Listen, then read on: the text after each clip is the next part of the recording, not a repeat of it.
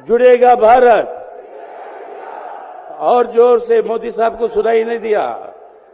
जुड़ेगा भारत, जुड़ेगा भारत। शुक्रिया, नमस्कार। भगवान राम जब सत्य के लिए लड़े, उनके पास सत्ता नहीं थी। भगवान राम जब सत्य के लिए लड़े, उनके पास संसाधन नहीं थे। उनके पास तो रथ भी नहीं था। रथ रावण के पास था, संसाधन रावण के पास थे, सेना रावण के पास थी, सोना रावण के पास थी। वो तो सोने की लंका में रहता था। मैंने कहा जी 15 लाख की रकम लिखता हूं तो कलम रुक जाती है। 15 लाख की रकम लिखता हूं तो कलम रुक जाती है। काले धन के बारे में सोचता हूं तो स्याही सूख जाती है। हर बात ही जुमला निकली। मोदी जी, अब तो ये भी शक है, क्या चाय बनानी आती है? कोई भी इस देश में बड़ा नेता हो जाए, वो सबसे बड़ा नहीं होता है। आज भारत की जनता सबसे बड़ी है। अगर कोई दल बहुत अपने आप को शक्तिशाली समझता है, लेकिन भारत की 140 करोड़ की जनता से ज्यादा शक्तिशाली और ताकतवर नहीं हो सकती है। साथियों नमस्कार, मैं कुशाल भारद्वाज और स्वागत है आप सबका मेरे YouTube मंच पर। आज दिल्ली के रामलीला मैदान में जैसे पूरा हिंदुस्तान उमड़ पड़ा हो, एक जबरदस्त नजारा देखने को मिला। जैसा हिंदुस्तान एक गुलदस्ता है, ऐसे गुलदस्ता आज दिल्ली के रामलीला मैदान में नजर आया, जहां पर लाखों की जनता उमड़ पड़ी थी। और ये मौका था आज केजरीवाल की गिरफ्तारी के विरोध में इंडिया की एकजुटता का। और साथियों, इससे पहले कि आप पूरा वीडियो देखें, आप सबसे अनुरोध है कि अभी तक भी अगर आपने मेरे इस चैनल को सब्सक्राइब नहीं किया तो आप इसको सब्सक्राइब कर लें। सब्सक्राइब करने के साथ साथ आप वीडियो को लाइक शेयर जरूर करें, इस पर अपनी राय जरूर दें कमेंट क्लिक करके। ये जो 3 कड़ियों में हम इसको दिखाएंगे आज की रैली को, इसका पहली कड़ी काफी संक्षिप्त है, आप इसको जरूर देखें। आप प्रियंका गांधी को सुने, आप भगवंत मान को सुने, आप सीताराम येचुरी को सुने और आप कल्पना सोरेन को जरूर सुने। तो दिल्ली के रामलीला मैदान में न केवल लाखों जनता उमड़ पड़ी, बल्कि इस रैली की खासियत ये थी कि इसमें जोश और जुनून देखने लायक था। और आज की इस रैली से एक बात तो पता चल गई कि पूरे हिंदुस्तान में बदलाव की बयार बह चली है। इससे भाजपा को निश्चित तौर पर डर पैदा हो गया है और निश्चित तौर पर भाजपा का जो पाप का घड़ा है वो भर चुका है और इसलिए भाजपा थर-थर कांपने लगी है। आज की रैली से साफ हो गया है। साथियों, आज की रैली काफी लंबे समय तक चली। इसको 3 एपिसोड में हम आपको दिखाएंगे। पहले एपिसोड में 4 लोगों के, 4 नेताओं के संक्षिप्त भाषण की झलक हम आपको दिखाएंगे, जिसमें सीताराम येचुरी जो सीपीएम के महासचिव है, उन्होंने किस तरीके से जो है भाजपा को धोया, किस तरीके से अमृतकाल, जो कलयुग में अमृतकाल का जो अर्थ है वो बताया। और एक उन्होंने एजेंडा सेट किया नारे के साथ कि जुड़ेगा भारत, जीतेगा इंडिया। और उसके बाद पूरा दिल्ली का रामलीला मैदान इस नारे की गूंज से गुंजायमान हो गया। आजादी की जीत हुई, गुलामी का हार हुआ। आज यहां पर वही नारा लग रहा है। हमें चाहिए हमारी आजादी, हमारी संविधान, हमारा जनतंत्र, एक धर्मनिरपेक्ष जनतंत्र का गणराज्य जो भारत है, उस भारत को सुरक्षित रखना, ये हमारी आजादी है। इस आजादी को हम आज हासिल करेंगे और उन ताकतों को आज शिकस्त करेंगे, मोदी सरकार को, जो हमारे देश को बर्बाद करने में तुली हुई है। तो आज जिस तरीके की भ्रष्टाचार हम देख रहे हैं, जो लूट मची हुई है देश में, जो बेरोजगारी बढ़ रही है, जो भूख महंगाई बढ़ रही है, इन सब के खिलाफ अगर इनसे मुक्ति चाहिए तो पहले इस सरकार से मुक्ति चाहिए। इस सरकार से अगर मुक्ति चाहिए तो आज आने वाले चुनावों में इनको हराना ही जरूरी नहीं है, लेकिन उसी के साथ साथ इस सब ताकतें, धर्मनिरपेक्ष जनतांत्रिक पार्टियां जो इकट्ठा हुई है, उनको जिताकर एक वैकल्पिक सरकार का गठन करे, ताकि वैकल्पिक नीतियों का गठन होगा। आखिर में समझिए, असली बात जो आज कलयुग का अमृतकाल है। कलयुग के अमृतकाल में अमृत की पैदाइशी होती कैसे? समुद्र मंथन जब होता है, दो कलश उभर के आते हैं, एक में अमृत, एक में जहर। इत्तेफाक से जहर का कलश अच्छे लोगों के हाथ पहुंच जाता है और अमृत का कलश बुरे लोगों के हाथ पहुंच जाता है। आज हम वहां पे खड़े हैं कि उन बुरे लोगों के हाथ से इस अमृत के कलश को वापस लाना है और अपने देश की जनता के हित में उस अमृत का इस्तेमाल करना है। वही मतलब है अमृतकाल का। और इस अमृतकाल को हासिल करना है तो इंडिया को जितवाना है और इस सांप्रदायिक ताकतों को हराना है, तभी हमारे भारत को हम बचा पाएंगे। तो इसलिए हमारी अपील मार्क्सवादी कम्युनिस्ट पार्टी की तरफ से आप सबको, हमारी अपील यही है कि आखिर में ये नारा हमारे साथ दीजिए आप। हम कहेंगे जुड़ेगा भारत, आप कहेंगे जीतेगा इंडिया। क्योंकि आज सिर्फ केजरीवाल जी और हेमंत सोरेन जी जो जेल में हैं, जो सुनीता जी और कल्पना जी जो शेरनी हैं हमारे, आज वो शेरनी यहाँ बैठे हैं, आज उनको रिहा करने की रिहा करवाएंगे, जेल के जंजीरों को तोड़ेंगे और इनको रिहा करवाएंगे, तभी हो पाएगा जब इस संविधान की रक्षा होगी। तो नारा जो लगेगा आज, जुड़ेगा भारत, आप कहेंगे जीतेगा इंडिया। मैं कहूंगा जुड़ेगा भारत, आप कहोगे जीतेगा इंडिया। जुड़ेगा भारत, और जोर से, मोदी साहब को सुनाई नहीं दिया। जुड़ेगा भारत, जुड़ेगा भारत।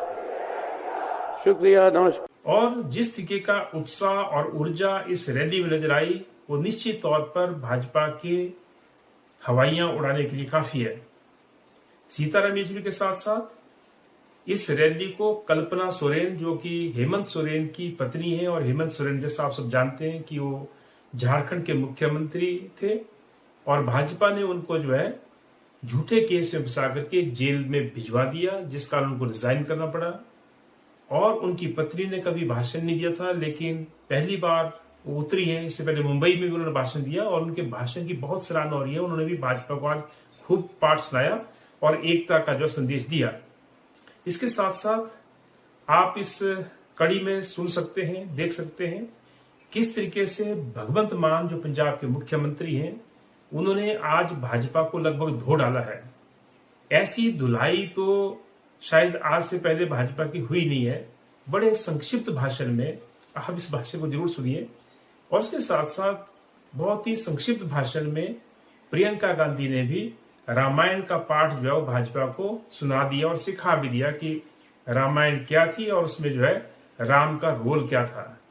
तो आज भाजपा की हवाइयां निश्चित तौर पर उड़ी है, उसके पाप का घड़ा भर चुका है।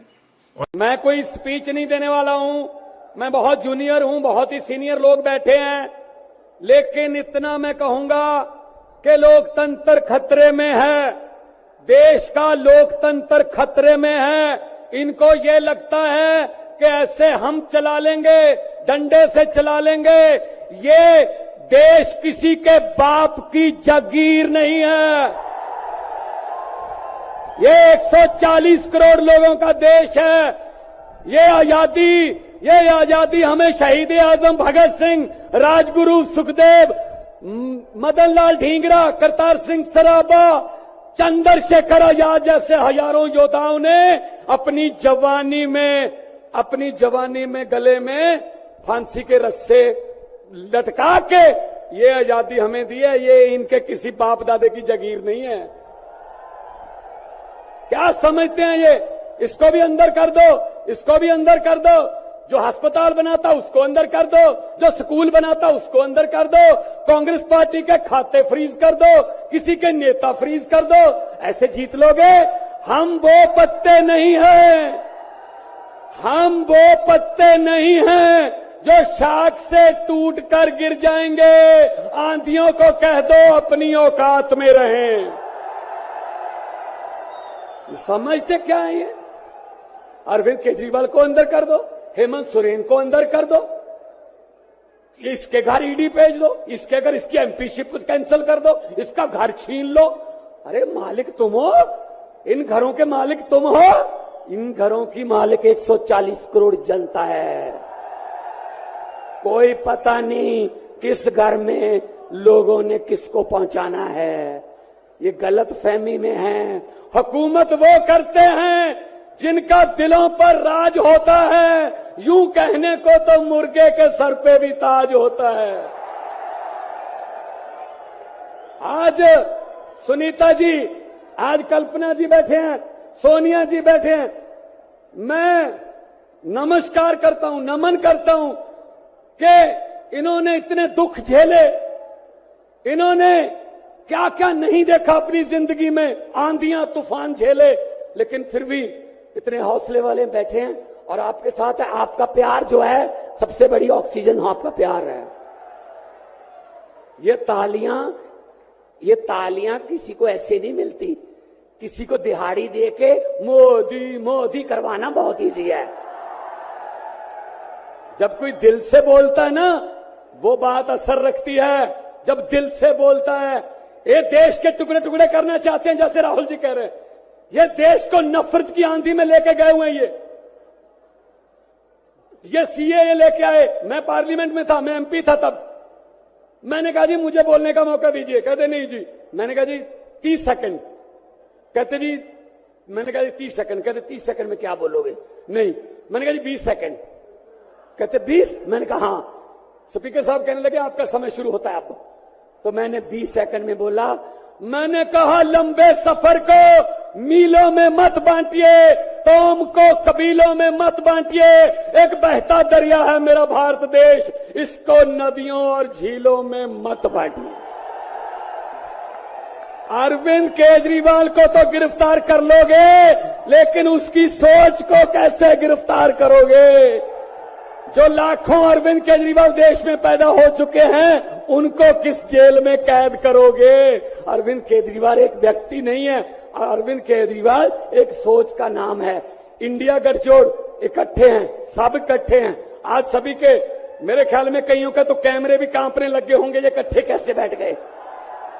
ये चाहते नहीं हम इकट्ठे बैठे, कभी ये इधर से कभी इधर से, कोई अफवाह। लेकिन मैं ये कहना चाहता हूं सबको कि आओ इकट्ठे हो जाएं और इन भ्रष्टाचारियों को कह दो, भगवंत मान ने बोला था, इन भ्रष्टाचारियों को कह दो कि जितने मर्जी इकट्ठे कर लो पैसे, हीरे, मोती, मगर ख्याल इतना रहे कफन पे जेब नहीं होती। कोई पैसा साथ नहीं जाएगा। लूट लो देश को, कितना लूटना है। गरीबों की बददुआएं ना लो, गरीबों की बददुआएं ना लो। हर बात पे झूठ चल रहा है, हर बात पे जुमला चल रहा है, झूठ पे झूठ, जुमले पे जुमला। अभी जुमले बनाने वाली फैक्ट्रियां चल रही हैं। अभी आने वाले दिनों में आपके पास नए नए जुमले आएंगे, यकीन मत करना। मैंने तो पार्लियामेंट में बोल दिया था, मैंने कहा जी 15 लाख की रकम लिखता हूं तो कलम रुक जाती है। 15 लाख की रकम लिखता हूं तो कलम रुक जाती है। काले धन के बारे में सोचता हूं तो स्याही सूख जाती है। हर बात ही जुमला निकली। मोदी जी, अब तो ये भी शक है, क्या चाय बनानी आती है? मुझे लगता चाय भी नहीं बनानी आती होगी, जिस किस्म का झूठ चल रहा है। दोनों हाथ ऊपर खड़े करके 2 नारे लगा दीजिए, इनकलाब, इनकलाब, भारत माता की, वंदे, बोले सोनिहाल। ये दिल्ली का सुप्रसिद्ध रामलीला मैदान है। यहाँ बचपन से मैं आ रही हूँ। हर साल दशहरे के दिन यहाँ इसी मैदान में रावण के पुतले का दहन होता है। मैं छोटी थी तो अपनी दादी जी इंदिरा जी के साथ आती थी, उनके पैरों के पास जमीन पर बैठ के देखती थी। उन्होंने हमारे देश की ये प्राचीन, हजारों वर्ष प्राचीन गाथा जो रामायण है, भगवान राम जी की जीवन गाथा मुझे सुनाई। आज जो सत्ता में है वे अपने आप को राम भक्त कहलाते हैं। इसीलिए यहां बैठे हुए मेरे मन में ये बात आई कि उनको इस संदर्भ में कुछ कहना चाहिए। मुझे लगता है कि वे कर्मकांड में उलझ गए हैं। मुझे लगता है कि वे दिखावे में लिप्त हो चुके हैं। इसीलिए मैं आज यहां खड़े होकर उन्हें याद दिलाना चाहती हूं कि वो हजारों वर्ष पुरानी गाथा क्या थी और उसका संदेश क्या था। भगवान राम जब सत्य के लिए लड़े, उनके पास सत्ता नहीं थी। भगवान राम जब सत्य के लिए लड़े, उनके पास संसाधन नहीं थे। उनके पास तो रथ भी नहीं था। रथ रावण के पास था, संसाधन रावण के पास थे, सेना रावण के पास थी, सोना रावण के पास थी। वो तो सोने की लंका में रहता था। भगवान राम के पास सत्य था, आशा थी, आस्था थी, प्रेम था, परोपकार था, विनय था, धीरज था, साहस था और भगवान राम के पास सत्य था। मैं सत्ता में बैठे हुए सरकार के जितने भी सदस्य हैं, अपने प्रधानमंत्री नरेंद्र मोदी जी को याद दिलाना चाहती हूं कि इस जीवन राम भगवान के जीवन गाथा का क्या संदेश था। सत्ता सदैव नहीं रहती, सदैव नहीं रहती सत्ता। सत्ता आती है, जाती है, अहंकार चूर चूर होता है एक दिन। यही संदेश था भगवान राम का, उनके जीवन का। और यहाँ उमड़ा ये जन सैलाब आप सभी को हुल जोहार है। आज ये उमड़ा ऐतिहासिक इस मैदान में सैलाब इस बात की गवाही दे रहा है कि लोकतंत्र को खत्म करने के लिए जिस तरीके से तानाशाह ताकतों ने अपना कदम बढ़ाया है, उसको अंत करने के लिए ये संकल्प सभा यहाँ पे आमंत्रित हुई है, जिसमें आप सभी जन भारत के हर एक देश, हर एक प्रांत से आए हुए हैं। आप सभी को बहुत बहुत शुक्रिया, बहुत बहुत बधाई कि आपने हमारी ताकत को, इंडिया गठबंधन की ताकत को बढ़ाया है। आपके यहाँ उपस्थित होने से हम सब मंचासीन जितने पार्टी के कार्यकर्ता हैं, पार्टी के माननीय गण हैं, सभी को ताकत मिलती है, क्योंकि हमारी ताकत आप सब यहाँ भारत की 140 करोड़ की जनता है, जिनका बहुमत, जिनका हिम्मत, जिनका ताकत हम सभी को मिला है। आज भारत में बाबा साहेब जी के संविधान के प्राप्त जितनी भी गारंटियां हैं, उन सभी को एनडीए सरकार के द्वारा उसे नष्ट किया जा रहा है।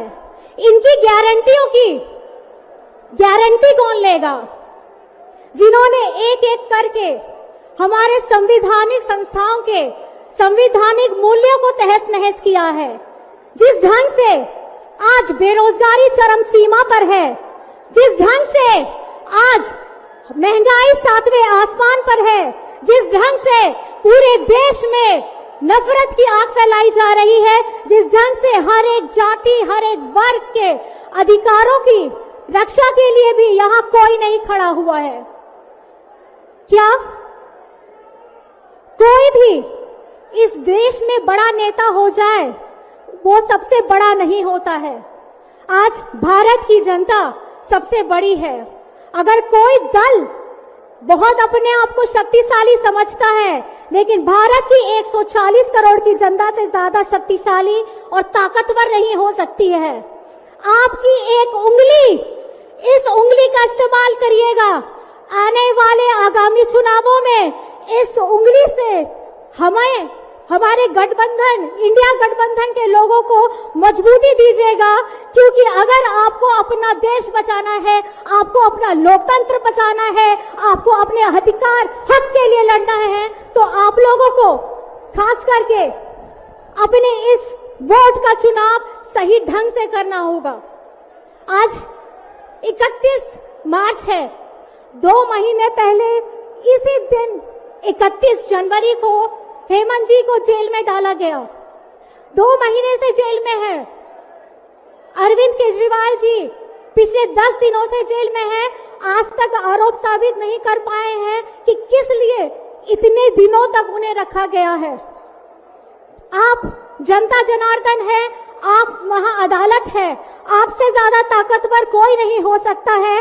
तो आप अपनी मजबूती को, अपने ताकत को आने वाले सब समय में दिखा देना है कि पीछे बैठी यहां इंडिया गठबंधन को इतना मजबूत कीजिएगा कि आमने सामने खड़ी तानाशाह ताकत को यहां से उखाड़ फेंकना है। और मेरा यही कहना है, ये भूमि, ये मैदान की मिट्टी राम जी की रामलीला की कहानी बताती है। हम सभी को ये याद रखना है कि श्री राम भगवान जी ने अपने युद्ध करते समय में भी नीति, नियमों और आदर्शों का पालन किया था। और जिस तरीके से उन्होंने शक्तिशाली होते हुए भी हमेशा धैर्य एवं सहनशीलता दिखाई है, और जिस तरीके से उन्होंने ज्ञानी होते हुए भी ज्ञान पाने की तत्परता दिखाई थी, और जिस तरीके से युद्ध में अपने प्रतिद्वंदियों को हरा करके भी उन्हें सम्मान की दृष्टि से देखा था, आज हमें सबको भगवान श्री राम जी के आदर्शों को सच्चे ढंग से समझने की जरूरत है। आने वाले दिनों में आप सभी का मजबूती, आप सभी का गठबंधन, आप सभी का आशीर्वाद हम सबको चाहिए। अंत में सिर्फ मैं इतना कहना चाहूंगी, झारखंड झुकेगा नहीं, इंडिया झुकेगा नहीं और इंडिया रुकेगा नहीं। मैं अपनी बातों को इस जोश के साथ ये कहना चाहूंगी, जय हिंद, जय हिंद, जय हिंद।